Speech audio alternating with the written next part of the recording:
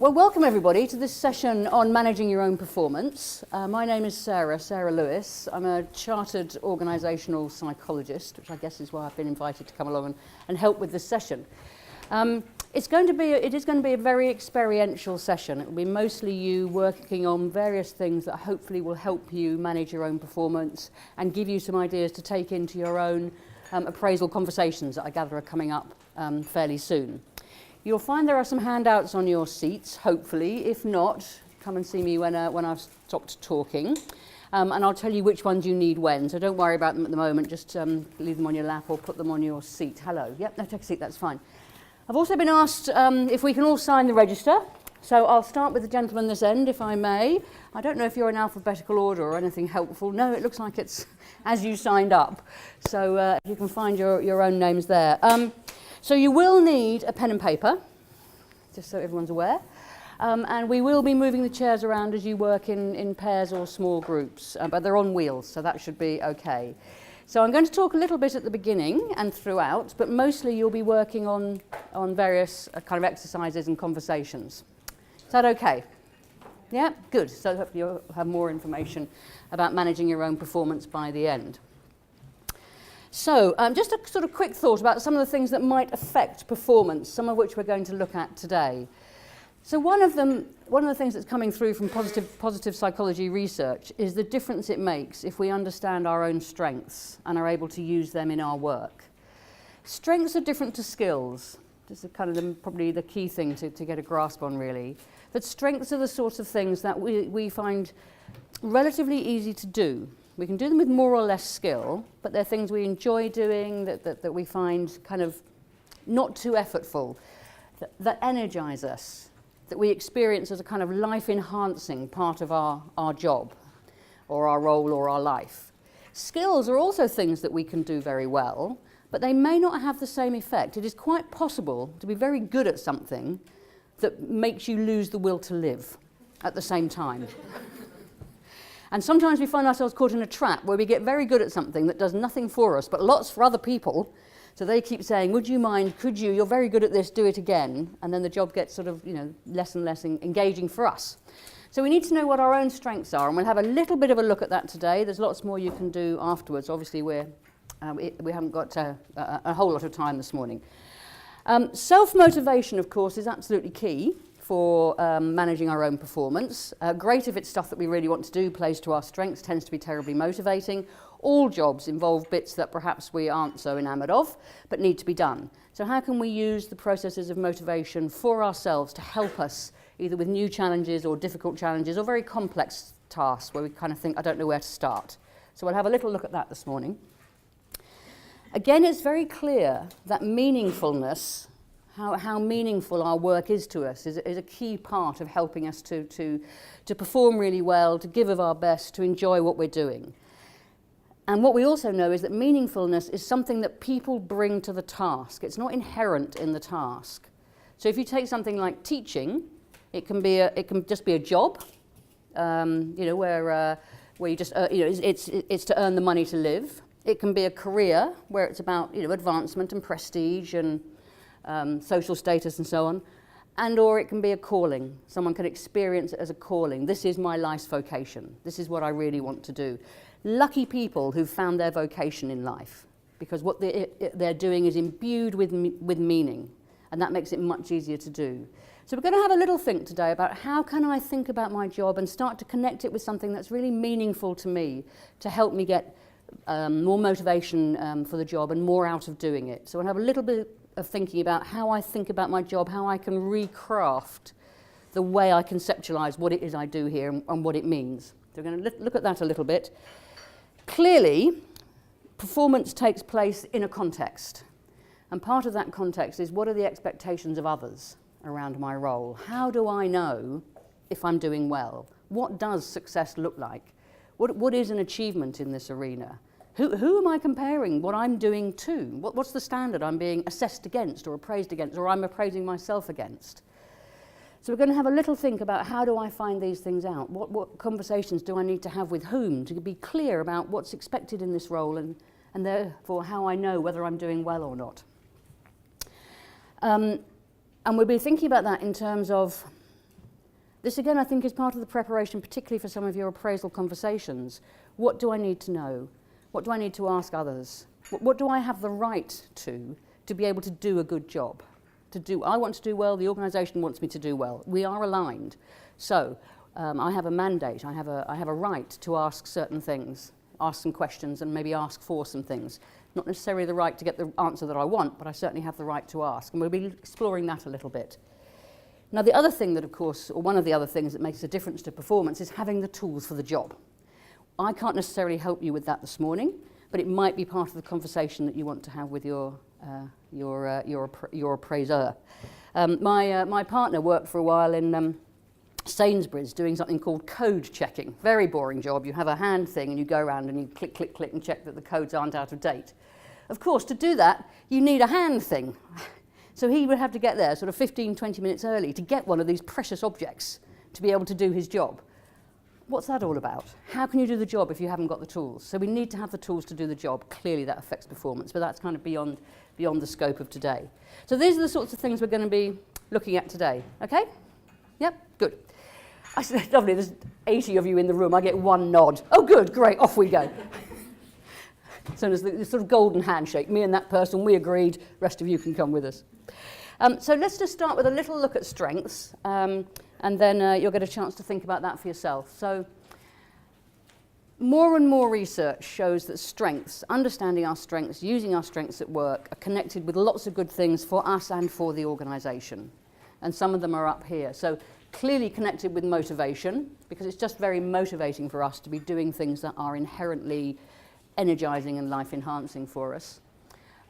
Definitely increasingly strengths are seen as where the potential for great performance lies.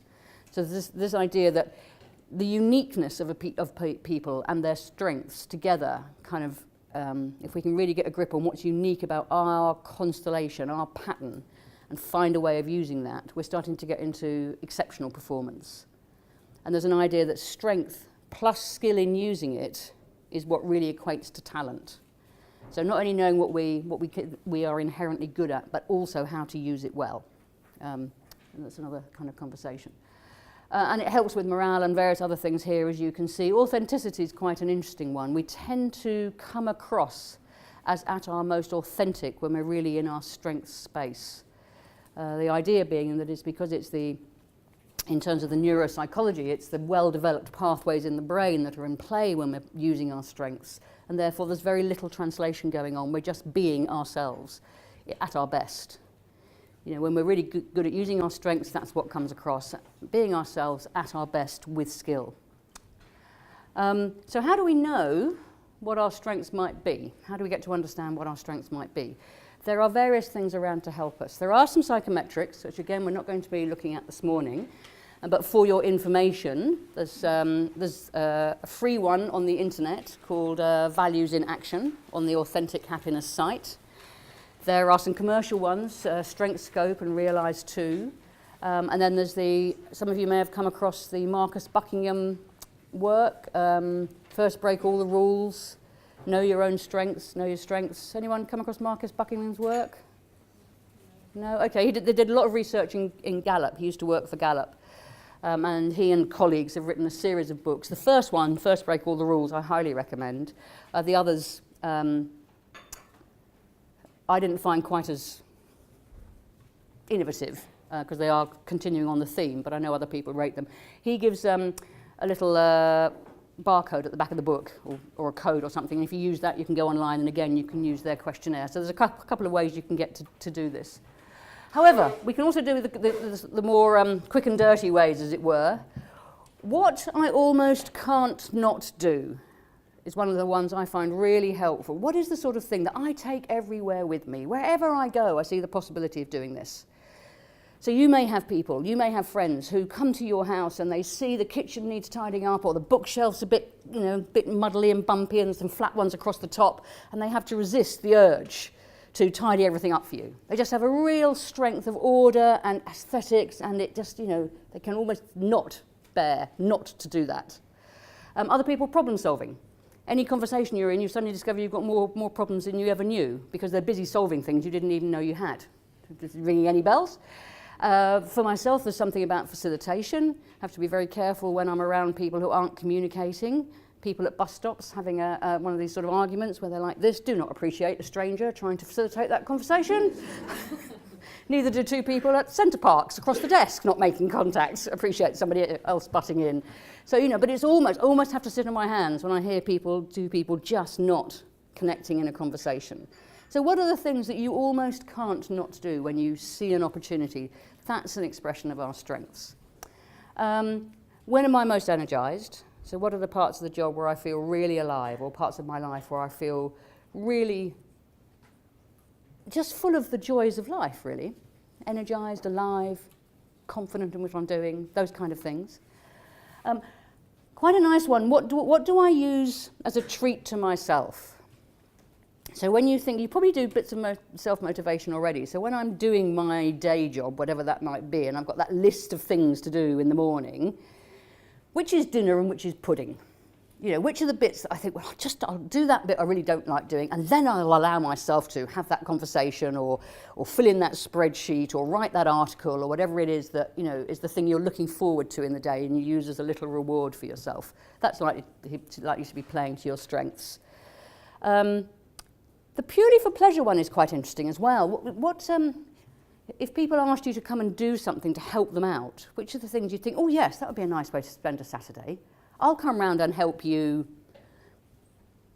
unpack and organise a room, put that shed up, think about your essay for the next weekend, for your Open University, whatever it is. What's the sort of thing that draws you in? Maybe you like being on meetings, maybe you like giving talks and you'll happily do them, you know, for free for your local community. Do you do things in your church that involve organising, you know, that you do it on a voluntary basis?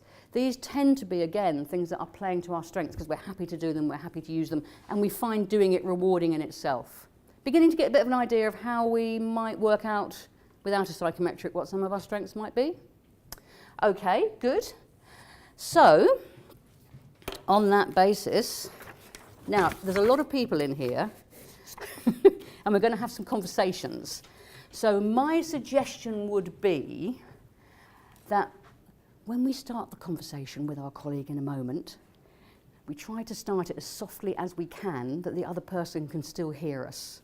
Okay, and then there's a chance that the volume in the room will remain at a reasonable level so we can continue to hear each other.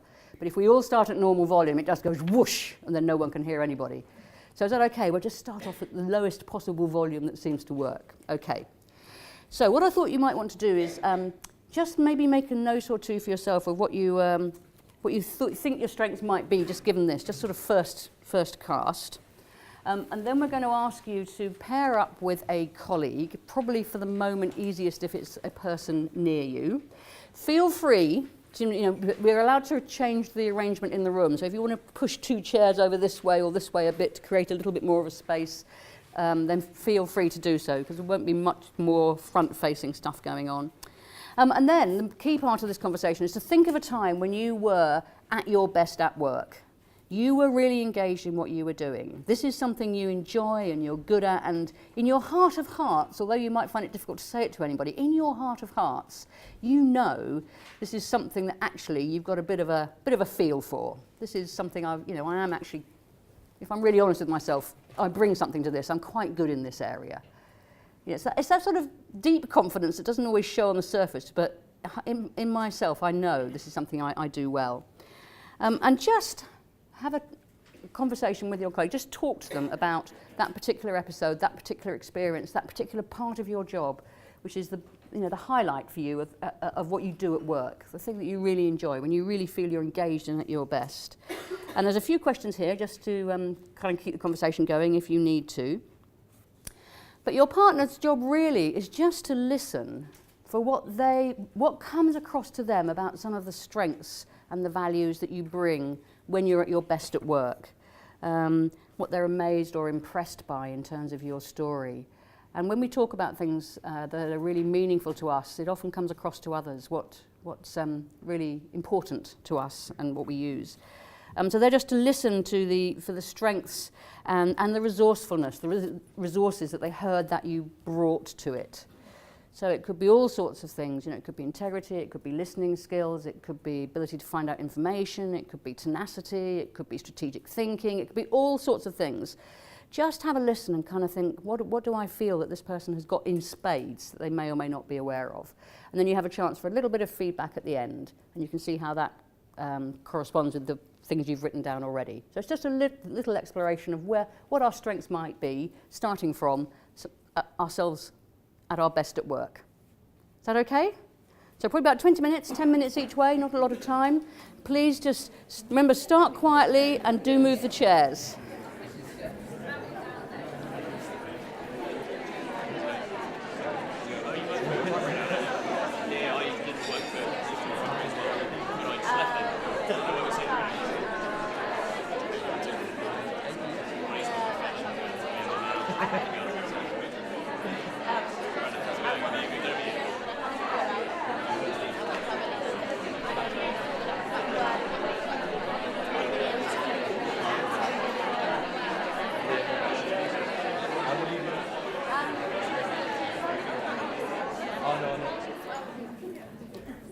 Thank you very much.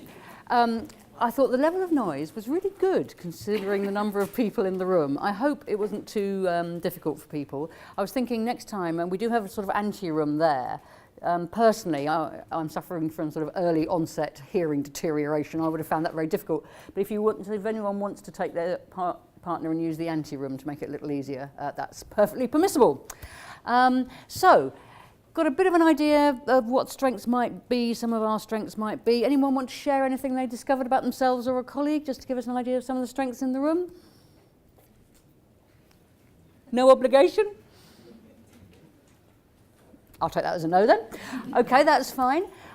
So thinking about our strengths, what we want to be thinking about in terms of managing performance is how can I bring these into my work more? If I can use my strengths every day, that's very motivating. So that's really going to help with performance. And also, how can I help them with some of the parts of the job that don't play to my strengths? How can I rethink that? Can I somehow use, for instance, if one of your strengths is forming relationships and networking and that sort of thing, and I've got something I really find difficult to do, then I can be thinking about, well, who can I talk to about this? Who can I get to help me with this? So I'm using that strength to help me with something that doesn't play to my strengths. So it's that kind of thing, using what we've got to help us. But I thought we might move on to thinking a little bit about some of these parts of the job that perhaps are key, but don't necessarily have the same motivating and energizing effect that hopefully what you've just been talking about has for you.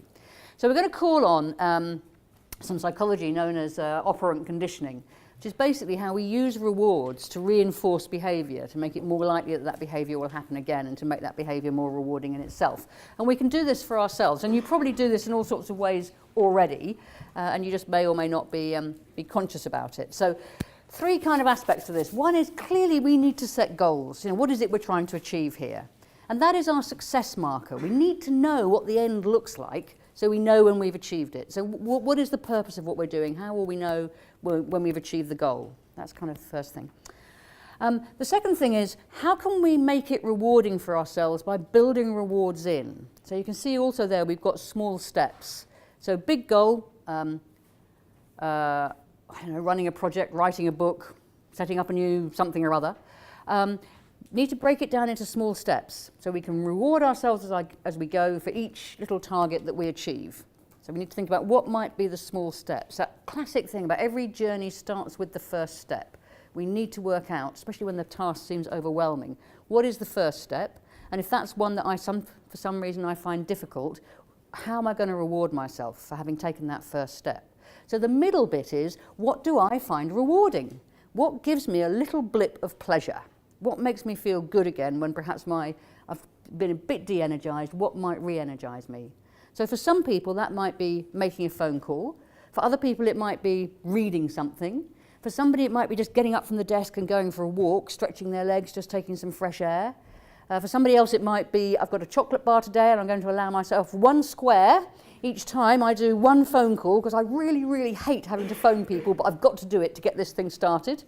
Okay, whatever it is that somehow just gives us so that we can give ourselves a little reward for doing something that we find a bit difficult or not naturally attractive to us. Got the general idea? So I thought we might just have a little sort of practice and rehearsal while we're here. So to think, the kind of tasks that can tend to need us to do this are often things that are new, just because we're finding our way and we don't know the routine yet, and so it all feels a bit effortful. So maybe there's something new you're being asked to do that you'd like to sort of spend a little time while we're here thinking about. Complex tasks, of course, big tasks. We need to be thinking about how do we break those down into smaller stages, and what might the first few steps look like, and which are the ones of those that I'm going to skirt around and put off to tomorrow, and find some reason I can't do them today because something more urgent, interesting and attractive has come in. Which are the ones that are going to, I'm going to procrastinate over, shall we say. Or something that is routine, you dislike it, but it's essential for the performance of your job. And most jobs have a little bit of that in them somewhere. They need to be done. They're just not the thing that really gets me going. So any of those will do. And then just have a little think about what am I trying to achieve, and then just some of the small steps, starting to identify the ones that might be trickier for you, and also thinking about what rewards you. And then obviously we're looking for the plan. So here's a few steps. Here's how I might reward myself after taking those steps. What kind of things work for me as little mini rewards that I can build in. So I suggest we spend just a few minutes on our own thinking about that, and then you might like to turn to a new person, because we can meet somebody else while we're here today. 2 birds with 1 stone, always good. The extroverts think great, the introverts think, oh God, another new person. But be brave. And just share with them your kind of plan, and discuss something about what you find reinforcing, what they find reinforcing, and whether you'd want to modify that at all. Just a little taster really today, but just to give you a chance to practice it. So pen and paper to the ready. Have a little think. And when you're ready, turn to somebody around you who's also ready to have a chat. And again, we've got sort of 10, 15 minutes for this.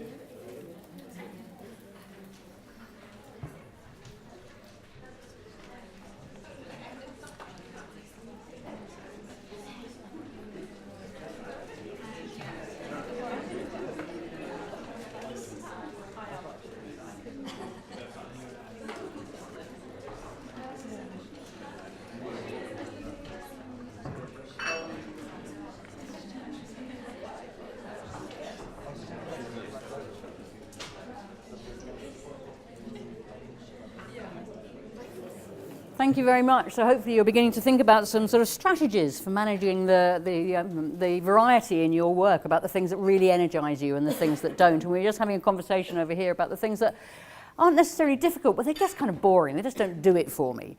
And there's a sort of tactic of sometimes we try and save them all up into a big sort of cluster, and we think I'll do them, I'll do them all together at some time, at some point. And the whole thing gets less and less attractive as you add more and more into this sort of bin of stuff you don't want to do.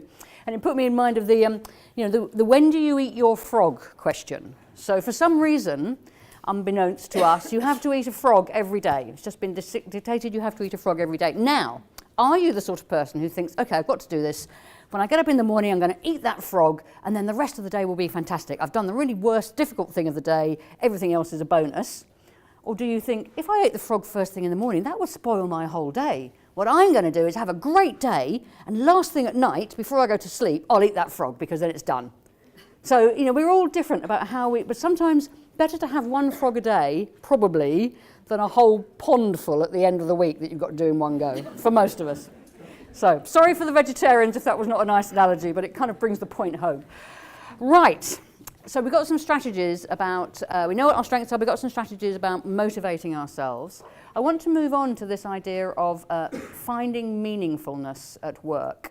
So somewhere on your seats or in your clusters of paper, there should be a piece of paper that looks like this, and says enhancing meaningfulness, turning job description into calling.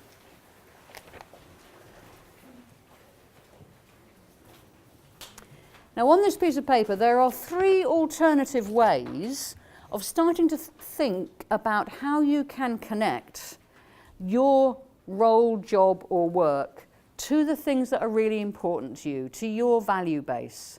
Why am I spending my time doing these things? How is it changing the world for the better?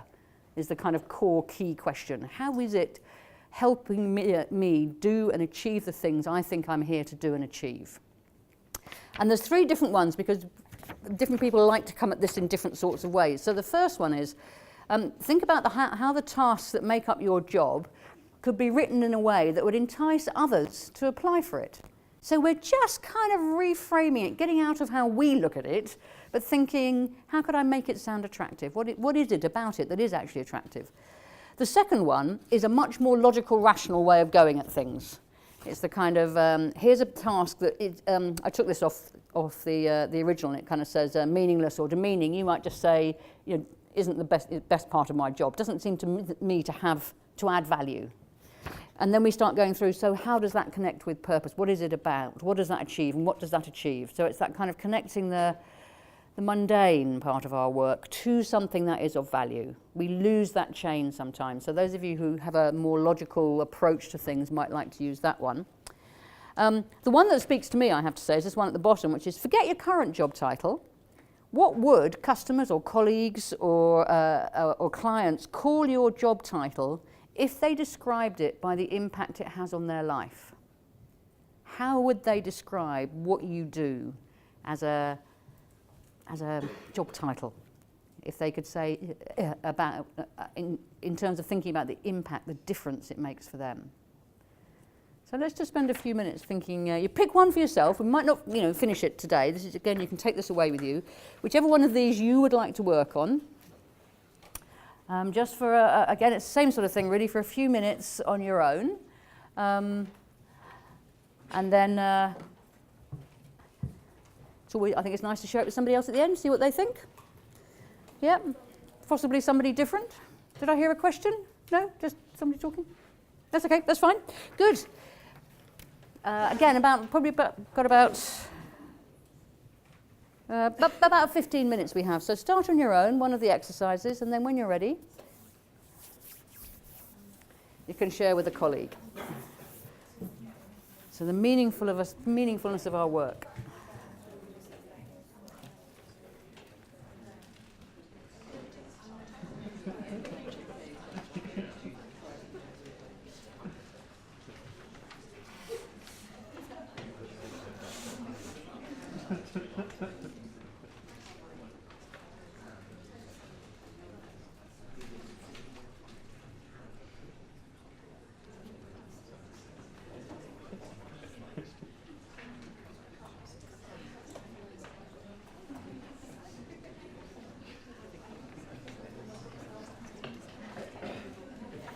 Thank you. I'm aware that's quite a short time to begin to engage with this exercise, but very encouraging to see marks on paper, so clearly some people were able to do it in the time available.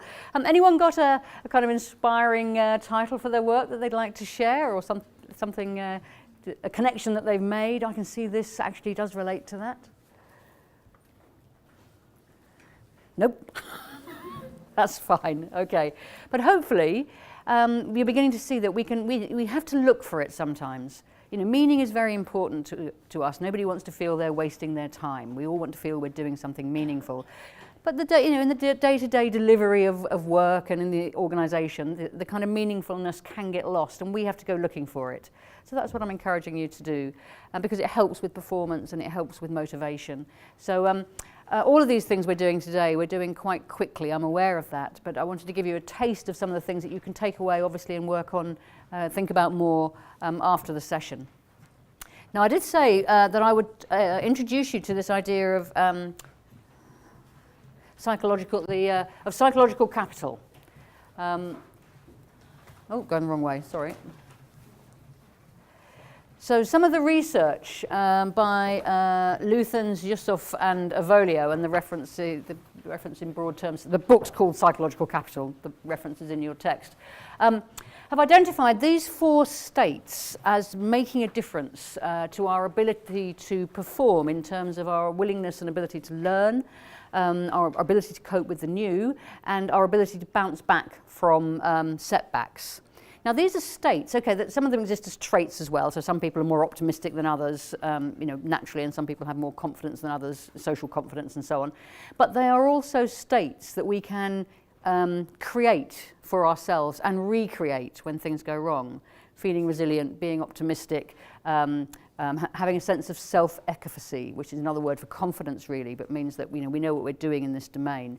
So the extract that I've given you, because I'm not going to do an exercise around this, but I thought I'd give you something to take away, just is a summary of some of the thinking about these states and what allows us to continue to build them.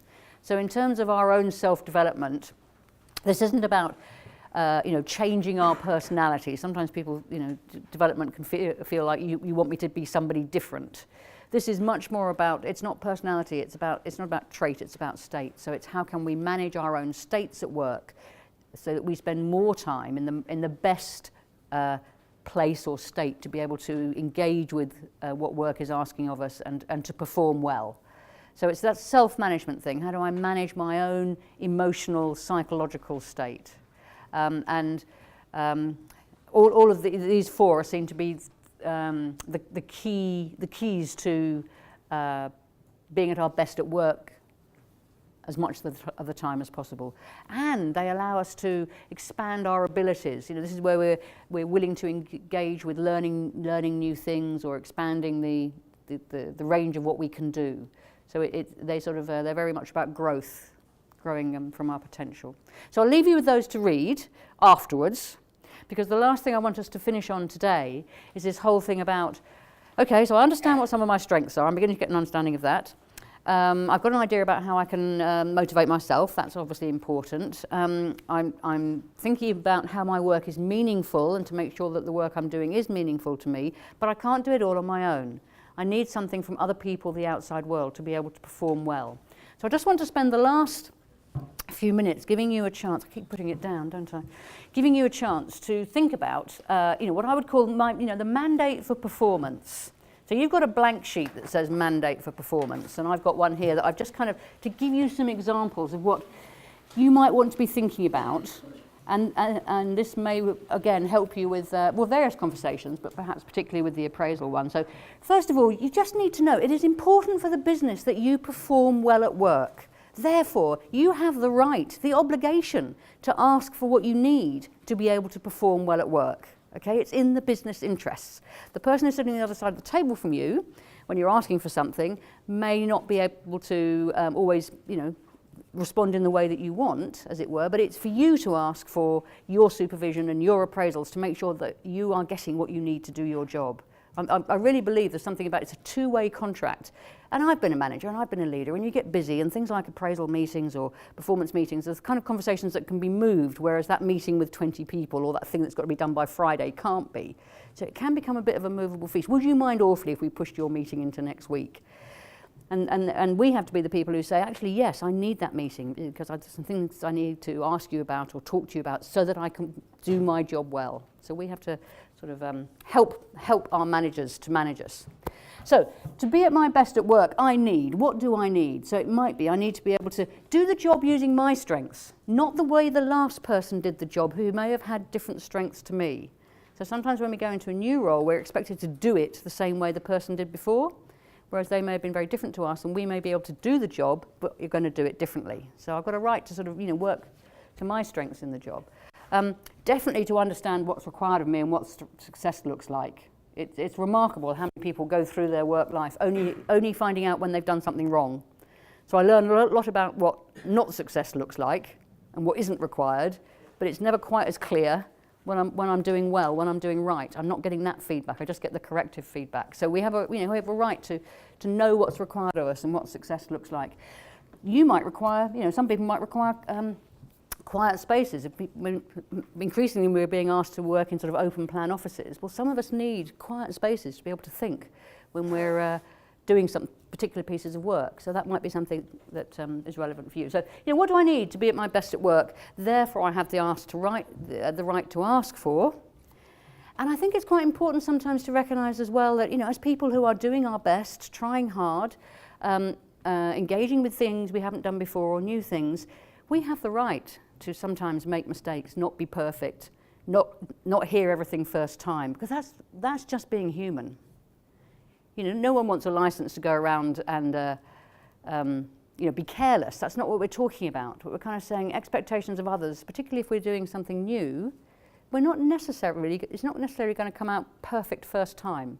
That's not how learning and doing new things work. So do we need to have a conversation about, yeah, I'm very willing to do this, whatever it is you've been asked to do, but let's recognise that, you know, I have the right to make mistakes, and you have the right to tell me about them, and then together we can do something about them.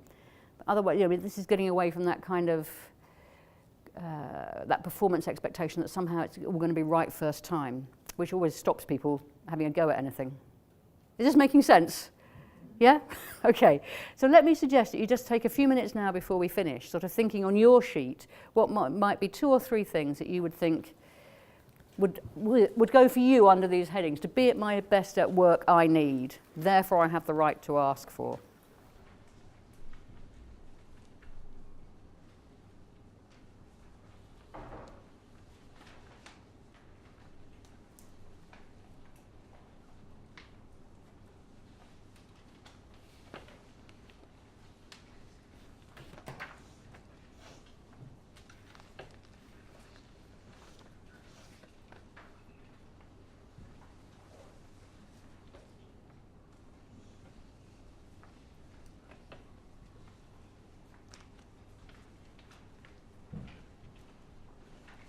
So we're going to be coming to a close in a minute or two, and just before, I'm sure you'll be asked to do some sort of give some sort of feedback on how you found this morning. But I just wanted to do a little bit for myself, if I may. So what I'm going to ask you to do in a moment is to raise your hand. Just raise your hand in response to 2 questions, and I'm going to ask you to shut your eyes so that you act independently in answering the question, if that's okay.